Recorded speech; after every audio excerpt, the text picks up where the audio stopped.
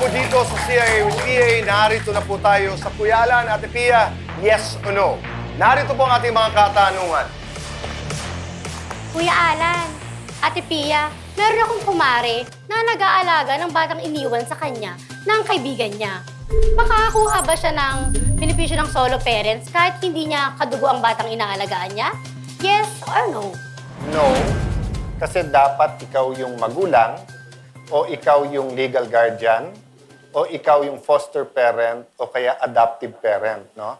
Or halimbawa, ikaw yung lola, may substitute parental authority ka. So while nakikita natin yung punto na pag ikaw nag-aalaga at solo ka rin, kailangang benepisyo, medyo magulo kung mag-claim yung lahat ng ganon eh.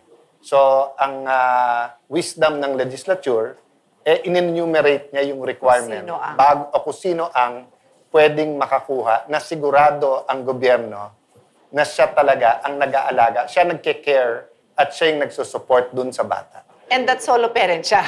Kasi ang tanong mo ay solo parent eh, di ba?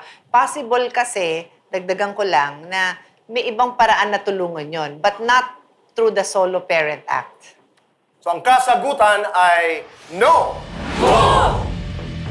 Next question. Kuya Alan, Ate Pia, ang concern ko naman po ay tungkol sa isang katrabaho na medyo may attitude problem. Sino sa kanila? Hindi, sa opisina po to. Okay. So halos lahat sa office, medyo hindi niya kasundo. Pwede po ba yung gano'n na maalis ang isang empleyado dahil sa may attitude problem siya? Yes or no? Yes, and let me explain. Because it's a conditional yes. Pumasok ka lang naman na medyo bugnutin ka, hindi naman, tanggalin na sa trabaho yon. Hindi naman ganon. Pero kung napakalala ng situation to the extent that it affects the work environment, the Supreme Court said it is a ground for termination. And if it is a ground for termination, then may process again yan, may steps. So, it's possible na kakausapin siya ng HR kung malaking kumpanya or kung smaller company, kung sino man officer na parang may problema, hindi na kayo productive, ganto-ganto. So, they're given notice and hearing. Sasabihin sa kanya, meron tayong concern regarding your productivity or relationship, please come and report. So, notice. And then sa hearing, opportunity to be heard. So, dadaan yan sa proseso. Kung talagang malala yan, malamang masususpend muna yan. Bibigyan pa yan ng chance or baka verbal warning. Pero pag tuloy-tuloy, according to the Supreme Court, it's possible na tanggalin siya. Ang kasagutan sa tanong ay yes! Pero conditional. Let's go to the third question. Kuya Alan, Ate Pia, meron akong kapitbahay na mag-asawa. Nagkasundo sila na maghiwalay, sinabi na sa mga kamag-anak, sa mga kapamilya, sa mga kaibigan na hindi na sila mag-asawa. Ang tanong ko po, tama po ba na nagkasundo na lang sila na hindi na sila mag-asawa at valid po ba yon na pwede na silang maghiwalay o pwede na silang mag-separate o pwedeng magkanya-kanya? Tama po ba? Yes or no? No. So, hindi tama na hindi na sila kasal. Pwede po silang maghiwalay kasi choice nila yon, di ba? Pero makikita mo, very special yung marriage. Bakit?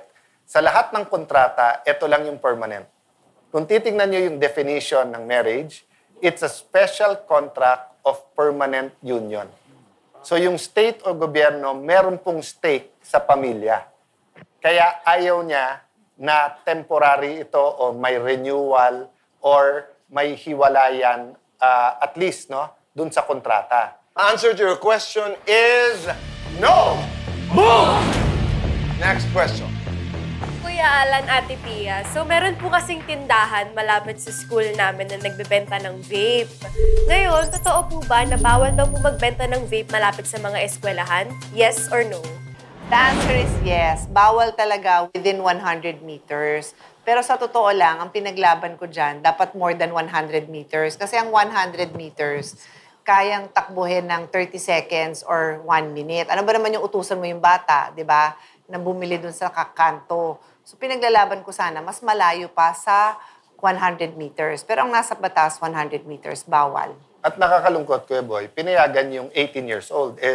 Senior high school pa yon. Dati kasi 21.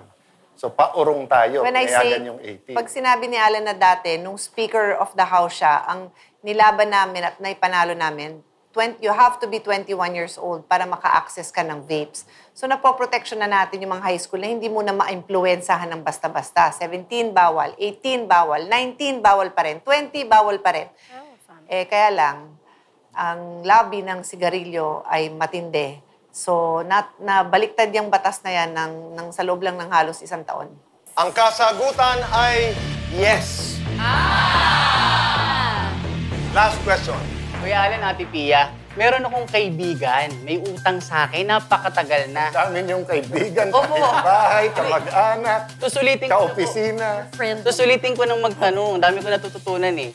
Meron akong kaibigan may utang sa akin, ang tagal-tagal na hindi ako binabayaran. Lahat na ng paniningil, ginawa ko na. Ang tanong ko po, kailangan ba lagi ng abogado para makapaningil ng utang sa mga taong ayaw magbayad? Yes or no? No. Paniningil lang, anyone can do that. Di ba? Sabihin ko lang sa'yo, pre, bayad ka na. Paniningil yon. Sulat ako demand letter, may utang ka, it's due and demandable, last na to, kakasuhan ka pag hindi, demand letter, pwedeng ikaw gumawa. Pero syempre, lalo pagka hindi siya small claim, no? Pag sa korte na, kailangan mo na ng abogado. Di ba? Sa small claim, pwedeng doon walang abogado, ikaw din. Pero syempre, pag may mag-a-assist sa'yo. So kung ang tanong mo, pwede bang ikaw maningil, kailangan mo ng abogado? No. Pero pag kinasuhan na, syempre, you need the assistance ng abogado kasi siya may alam nung proseso at kung paano ilalagay yon sa pleadings and everything. To your question, ang kasagutan ay no! Maraming salamat. Ngayon naman sa ating pagbabalik, mga papremyo naman. Game naman. Regalo naman. 10,000 pesos, 5,000 pesos, kundi kaya 2,000 pesos, 3,000 pesos ang maaaring iuwi ng isa, dalawa sa inyo, pero lahat may regalo. Yan ay magaganap sa Alan Pia Pick sa magbabalik po ng Cayetano in Action with Boy Abunda would like to thank the following. Siomai King, Rica de la Merced Furniture Designs. For inquiries, call 0922-853-1668. May problemang legal ka ba? Gusto po namin kasing sana maibalik sa amin yung kustodiya ng bata. Kung paano ko po kukunin sa kapatid ko po yung mana po namin. Kailangan niya ng pera, handa siyang sirain ang buhay ng iba, aalisan niya ng asawa. Kung papakulong ko po kasi siya, mawawalan po ng sustento yung mga anak ko. Magkomento o mag-message lang sa aming social media pages. We will assign you a lawyer if you want para nga mag-guide ka. You have a strong claim. Sa batas, wala tayong kawalan. Handang ipagtanggol ang inyong karapatan. Ipaglalaban natin ang totoo at yung patas. Sagot ka ng Cayetano in Action with Boy Abunda.